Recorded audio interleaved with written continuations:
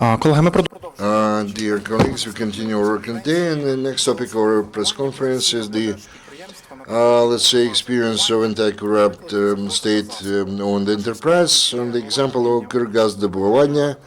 And we have Oleh Prokhorenko, chairman of Ukraine's gas extraction company, Ukrgazvydobuvannya. Oleg, you have the floor.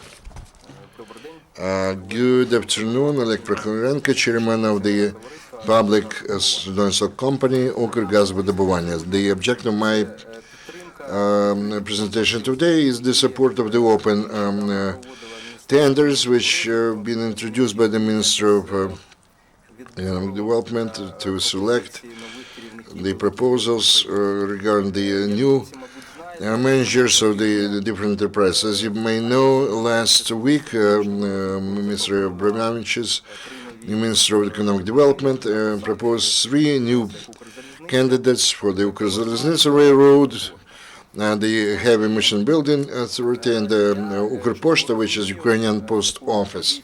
I understand this stance where those people find themselves now, because I myself went through this period 10 months ago before I was nominated to my office.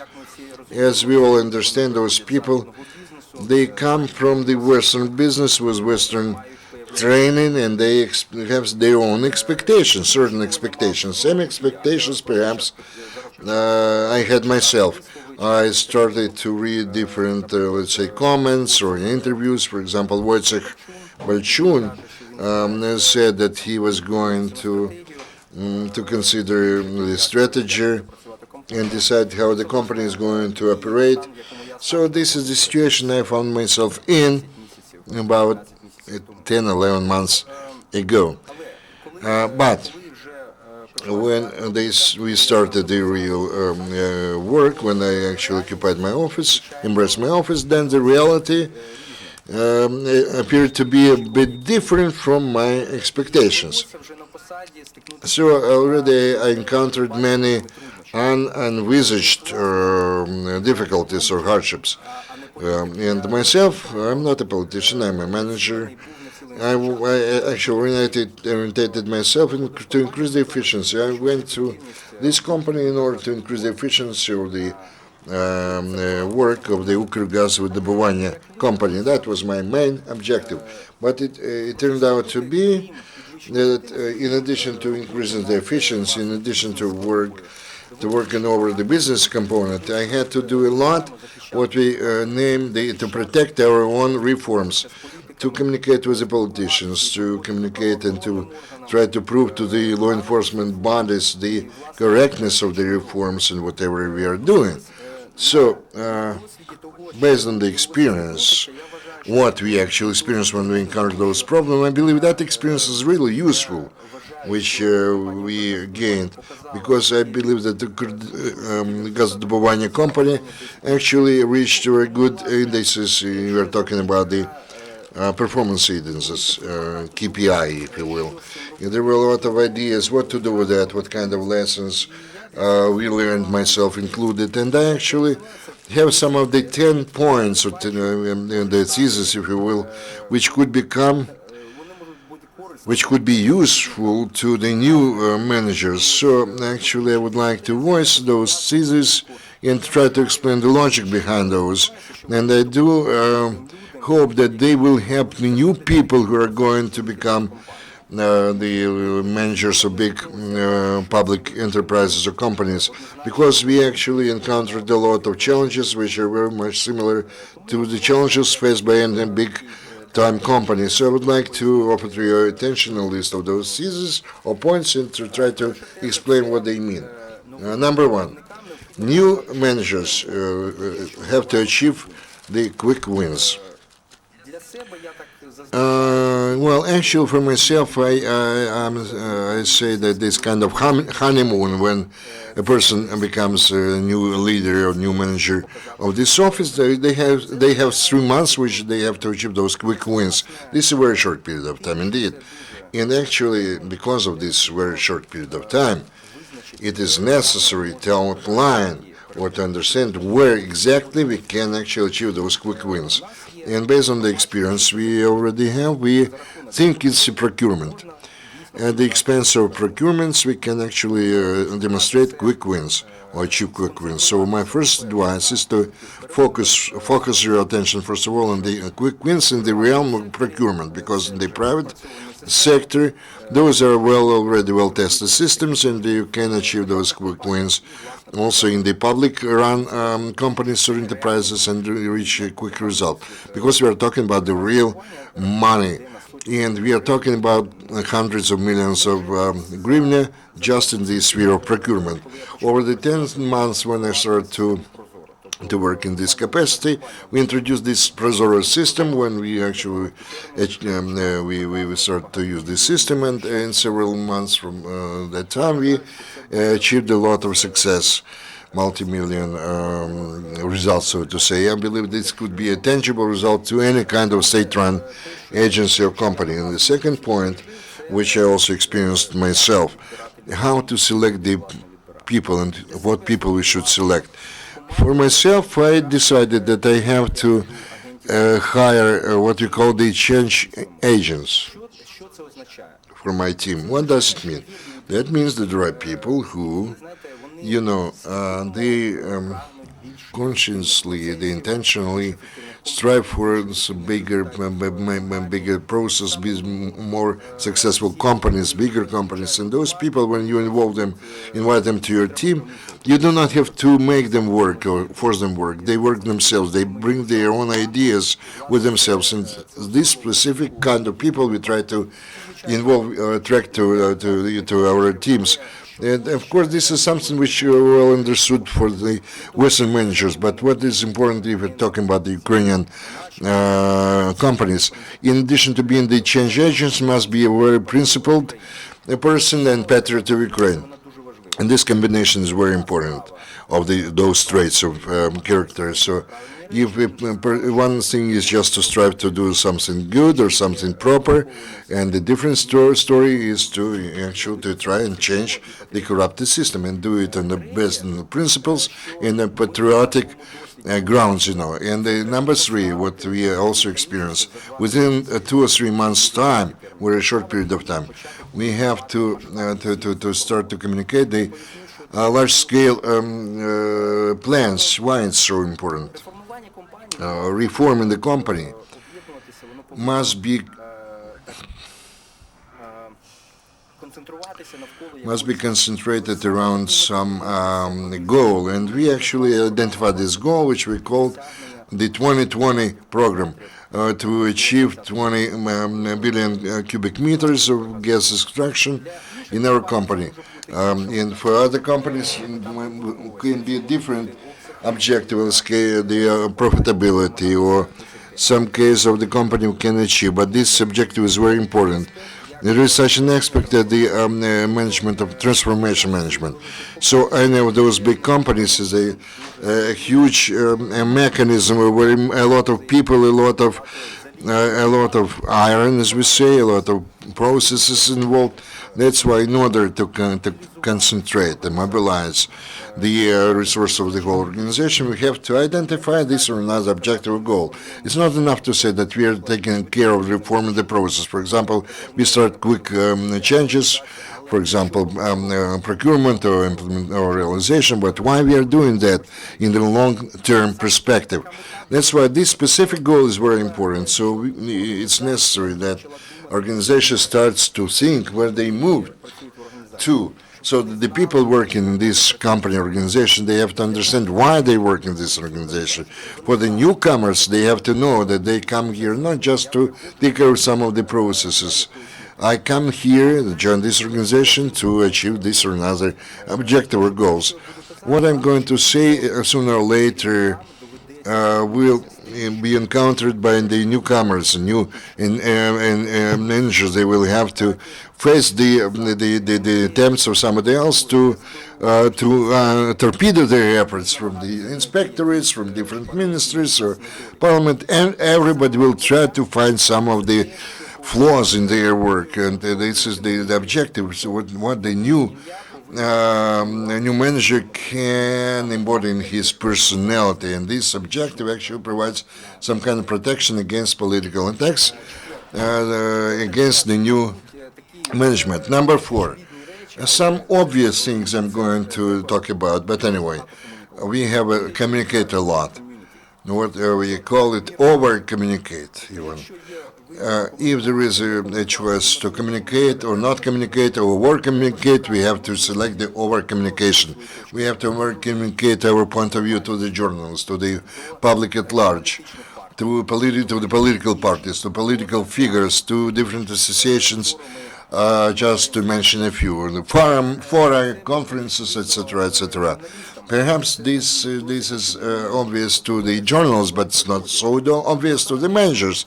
When they come to embrace this or another office, they concentrate some technicalities and some technical things. I myself was concentrated in order to introduce some technical modifications or on the reforms, but with the time passing, you come to realize that without this kind of concentrated strategy of communications, the reforms can be torpedoed or torpedoed by the law enforcement agencies, inspectors, etc., etc. So we have to communicate, we have to target orientedly force ourselves, if we put it this way, like Western managers, we have to make ourselves to find mechanisms of communication, and which is again important to. It's necessary to over communicate. You should not slow down yourself. You have to find different mechanisms, tools how to do that. Number 5. As I tell myself, we have to create such a coalition of political figures which share the same values if we're talking about new management. We are living through the very turbulent political times, and the Ukrgazvydobuvannya company, other companies who would like to carry out the reforms, they face this situation. No, people are different, you know.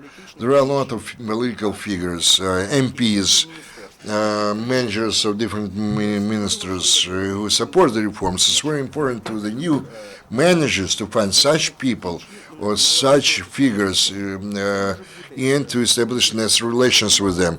We are talking about relations to take care of drawing up the or coming up with some new draft laws which could promote the activities of companies or enterprise. Those could be initiatives or the, let's say, the speeches in Verkhovna Rada, the different committees. We have to find such instruments or tools or mechanism. What we did, we very quickly identified a group of MPs, and we found those MPs who shared our values. For example, Euro optimists, or groups from different other factions who understand the essence of reforms and who support our actions.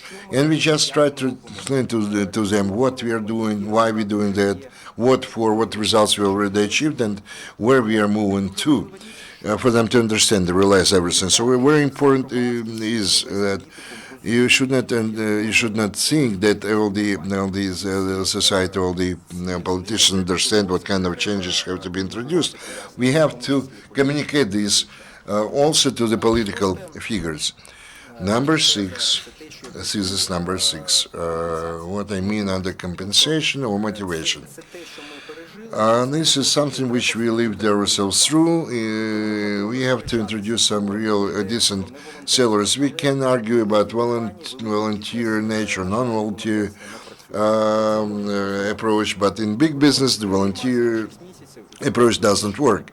We can do that for a short period of time, several months. That's what we did for some time in our company, Ukrgazvydobuvannya, but sooner or later we come across the situation for the people just to involve real professional managers, including those from other countries. We cannot avoid such a simple thing as to introduce market level salaries. We are talking, of course, this is obvious in the private sector, but not so obvious as we came to realize in the public sector.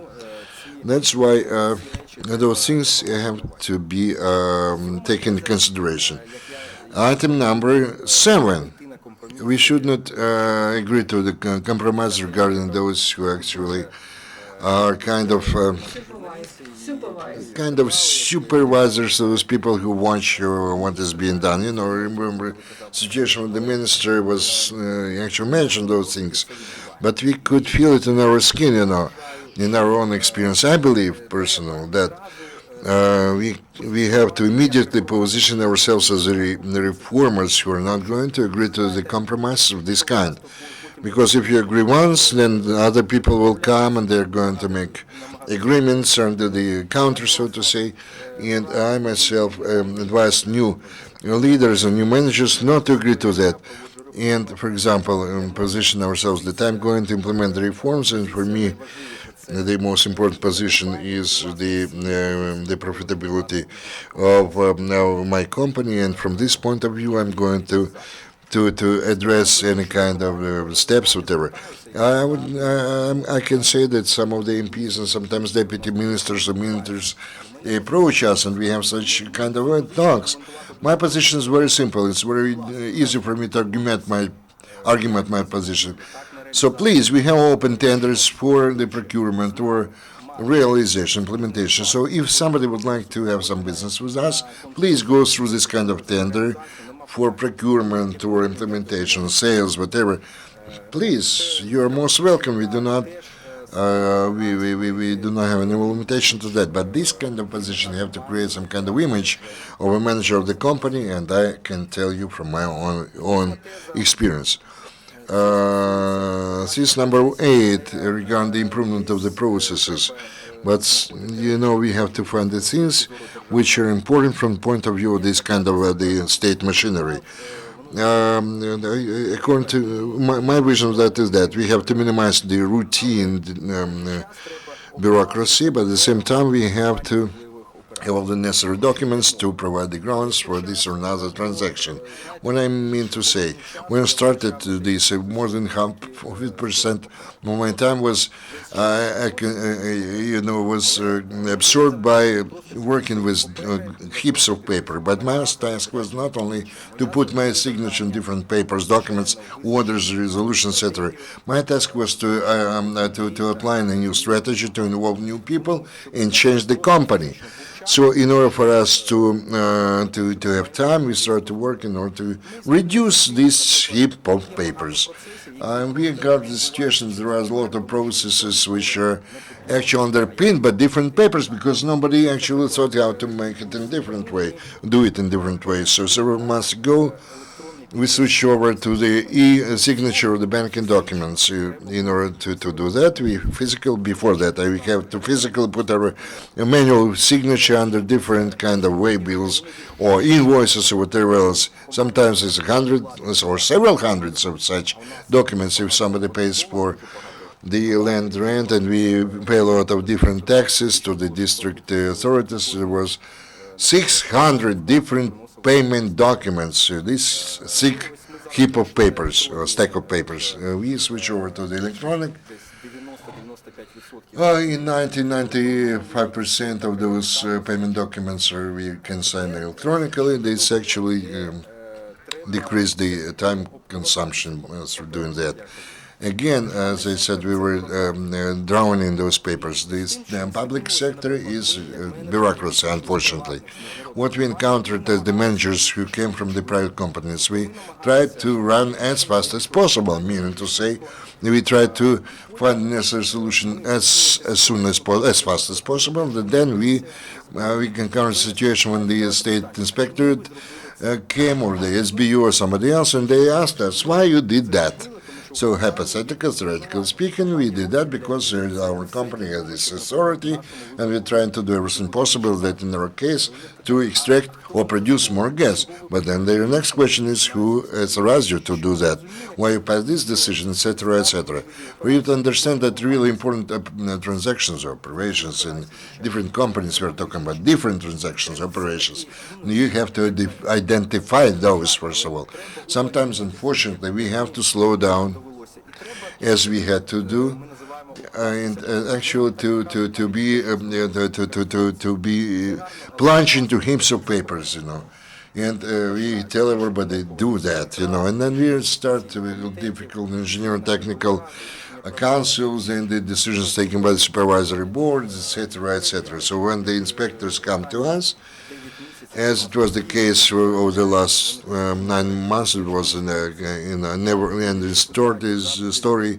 Let's say the inquiries from the SBU, from the MPs, from the Parliament, inspectorate, whatever. They said, provide us with the document for this specific procurement, which we're going to to buy or purchase this specific equipment. Just justify that. So and then we deal with those documents which require some of our precious time from us. Those are the realities of the public-run company, and Ukrgazvydobuvannya is the state-owned company. So that's what we encountered in our activities, and most of the measures of similar companies will face. This number 9 is as follows. I say that we have to demonstrate quick wins, so we have to focus our attention on the short-time perspectives, let's say about 3 months period of time. At the same time, we have to start long-term programs for 3-5-year program, I mean. In other words, why it's important? Because, for example, in the Ukrgazvydobuvannya company, we deal with the things which you do understand. They are not going to produce a very quick effect. This is not an effect or result of several months. We completely changed our engineering modular block. We are approaching the completion of the new service. We are going to have a special branch of ours which is going to be focused on the servicing capital overhaul of the wells, gas wells, etc., etc. We are going to expect results not within several months, maybe half a year or a year. We'll see. We have to discriminate between the two notions where we are going to invest into quick wins. At the same time, we have to start to take care of the programs which are going to produce long-term results in the future. And that's why we actually hire the Western managers. Even in Ukraine, we have a lot of anti-crisis managers, quite a few. But what is the essence of the foreign managers? They can actually manage kind of comprehensive or large-scale modernizations, if you will, which actually set the tempo or pace for many years to come, which actually our own companies did not have. We are talking about the entrance of the new markets, new segment creation, or refocusing of the strategy of the company, etc. Speaking of our company, for the last 6 years, we tried to change our strategy and not to focus our attention only on drilling boring the wells, but intensification of the recovery from those wells. And this is really a change of our strategy because we had to build a new organizational structure, we had to purchase new equipment, we had to involve or hire new people, other people. Those are comprehensive processes. We had to retrain our people who used to work for us. It required not 1 month, but half a year or a year time. So we introduced those programs, and we are making progress. Each company will have such examples in the Ukrainian Railroads company or in the Ukrainian Post company. They will face the same challenges. We have to envisage our moves or our steps for the next 3-5 years. And now, I would like to approach the optimistic note. Despite all the difficulties and despite the fact that those, let's say, positions are, have to do with some risk, we have to be proud to be given opportunity to work for the socially significant goals. We are living through very turbulent times, but to become the leader or manager of such a company and be given a chance to reform our country in this very important sector, each person doesn't face a lot of chances during his or her lifetime. So I really believe that I would like those people who come to embrace such offices to take special pride of that, because Ukraine is really a very important country. We are living through very important, significant times in our destiny, and to become one of the leaders under such circumstances, for me personally, for example, is very important. And another aspect of all that, each manager who comes to embrace such a very important managerial position, he is going to have to defend his reputation. If those people who will not lose their face or their reputation because of corrupted actions, they will capitalize on that, in a good sense of that. This person is going to be known as a person who actually took care of the most important things in his or her business. because this is one of the most important things which a person or manager can do within the span of his lifetime or her lifetime. And I believe that neither of the managers of such big companies will remain without work either here or abroad. So we have to undertake this risk sometime and be proud of the possibility, opportunity given to us. So this is actually just what I would like to share with you. I'm prepared to take your questions. Really, we have time for several questions. Is there anybody who would like to do that? So please introduce yourselves and ask your questions. Senator Godin, please tell me, earlier you declared that you are under the pressure under the prosecutors, General Prosecutor's Office or SBU, that they actually forge, let's say, come up with some kind of the forged cases, and you said that you were protected by Yatsenyuk. But now we do not have any longer Yatsenyuk. What do you think? Will this pressure on the part of SBU or the General Prosecutor's Office will increase or not? Whether you approach the president or presidential administration who actually nominate the managers of those agencies? Well, actually, we approached all the managers, top managers, both president and the prime minister and the speaker of the Verkhovna Rada and the chairman of the National Security and Defense Council still in March regarding those things we were talking about. Whether they are going to change their approach or not, I sincerely hope that the country is changing and this country is moving, two steps ahead, one step back. But anyway, we make some progress, slow or not, but we make this progress. And I hope that they are going to continue this movement ahead. And actually, I came here, just to show to demonstrate your attention some thesis of mine, which would help maybe other managerial personnel to do their job. We had one prime minister, we have another one, but the company has to develop. We have the strategy, we have the operational plans, we have the budget, we continue our development. We'll see what happens. I have the vision where to move our company. I have the vision how we have to develop our sector, and I do hope that everything will be okay. I sincerely believe that the new prime minister or the new cabinet ministers will be interested in such managers and such companies as the Ukrgazvydobuvannya, because we have to demonstrate the result. And this is what we managed to do over the last 10 months. We achieved some quick wins, and we defend our reforms, and we demonstrate the usefulness of this reform for the whole country, and believe that this movement of this progress is going to continue.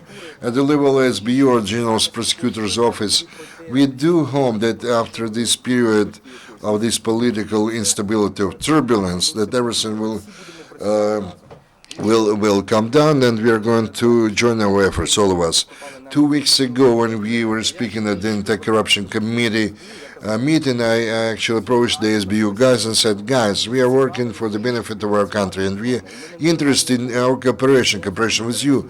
I have no interest to blame anybody, On the contrary, it's necessary for me, so the General Prosecutor's Office helps us in fighting and combating corruption, SBU and some other things of national importance, and I do hope that when this period of timelessness will pass, everybody will do its own whatever they have to do, and we are going to work in a normal lines. So please be very brief, because we have not much time.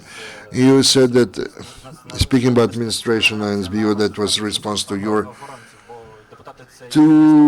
what you said about the law enforcement agencies, whatever they, I can say there was no response. There was no reaction. I believe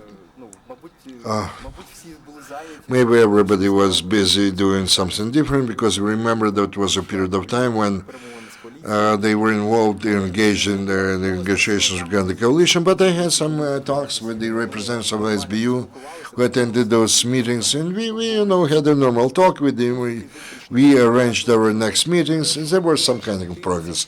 I believe we are going to follow this kind of road, and they answered me, we are prepared, we are open, we are prepared to have cooperation with you. I said, okay, then we have to cooperate with you. That was our Vital Krzyzewski, 2 questions. First, about the license, you said that there are 10 licenses and the first quarter passed. Do you have some results? Did they issue them? And this is the first question. And the second about the agreements and about the court hearings that there is the operators. And do you plan to make changes in the sphere? So the situation about licenses is like this. The state service waited for the provision 615, and they said that the status of the company was unclear. They couldn't provide the license according to the previous order. And this provision 615, it is stated that there is a company that we have the responsibilities in the framework of this, and they returned our packages of documentation, and this new provision, there is a new order. That's why we asked them to respond to these packages, and now we wait for their response, and we hope that we will be provided with the licenses. And the next question about the companies, there was a meeting, and we had rejection. Then we appealed to the court, and we await for the court decision. And I'm concerned that we know that unfortunately the quality of our courts is low, and we know how and we cannot solve the issues that like private companies do. That's why we can address through the channels and mechanisms we have. We addressed to Anti-Corruption Bureau with the address, with the request. There was a criminal case on the fact of corruption, and they investigated. Now we addressed them to help us and to be the participants in this case. And this is the case of national importance, and it shouldn't be left behind. So we shouldn't be alone against 6 agreements, and this topic, it is important to us, and we need support, and I don't understand why they don't want to help us. The ministries, they should get involved, and the cabinet of ministers and others, and we hope that it will be. So there was a news that the cabinet of ministers, they want to conduct an audit of the successfulness of this agreements. So the last question, and we end the press conference. So Alexei Gorov affects Ukraine, and Ukrgazvydobuvannya, you have some problems with funds, and maybe there are some mechanisms to prevent it.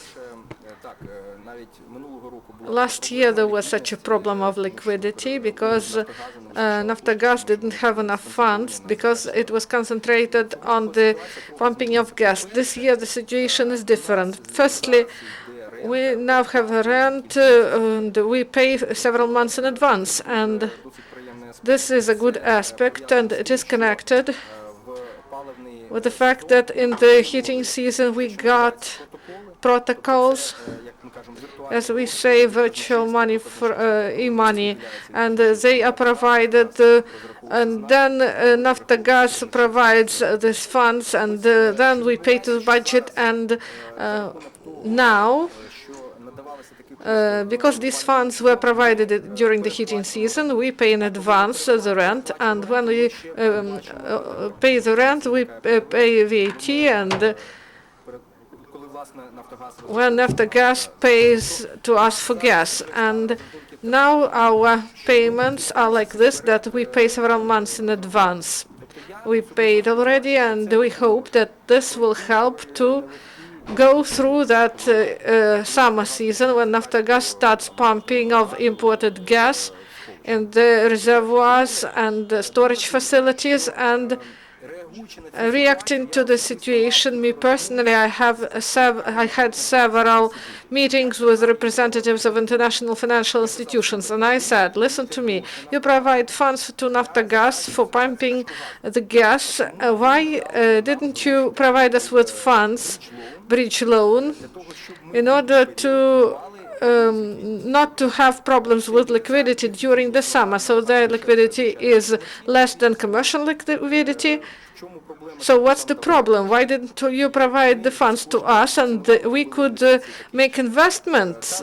And we had talks 1 month ago, and they said they want to think about it. And also, you know that Naftogaz, they are provided by EBRD and the World Bank. And my proposal was, look, here you kill two rabbits at once. Naftogaz gets the funds for the payment for gas, and these funds can be directed not only to pump the gas, but also to finance the production of gas. So this is the best variant, the best option. And we had such opinions, and we are interested in the development of such a mechanism, but we will see what the situation be. So I hope for consensus on this issue. The matter is, there are several lines that are decided.